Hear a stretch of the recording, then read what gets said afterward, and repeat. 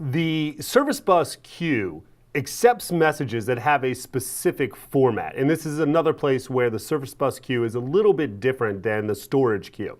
In fact, if you're using the .NET SDK to interact with the service bus queue, you have to use objects that actually inherit from a class called brokered message, right? And so if you are creating your own messages for message queuing, you're going to create a class, and that class will simply, as I said, inherit from the brokered message class. Now, what are the characteristics of the messages that are going to be dropped onto the service bus queue? Well, we see them right here.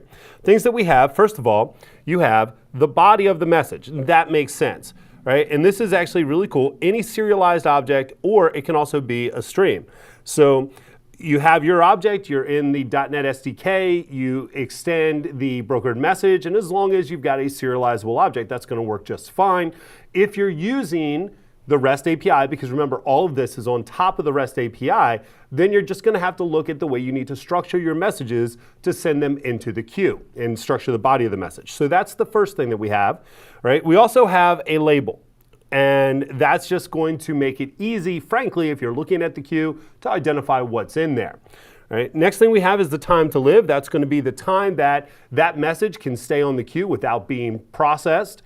And if that exceeds, you actually have the ability, we don't go into this right now in this course, but you do have the ability to have a dead letter queue. So if queues or if messages fall off of the queue because they've timed out, you could set up an architecture where they do fall into a dead letter queue.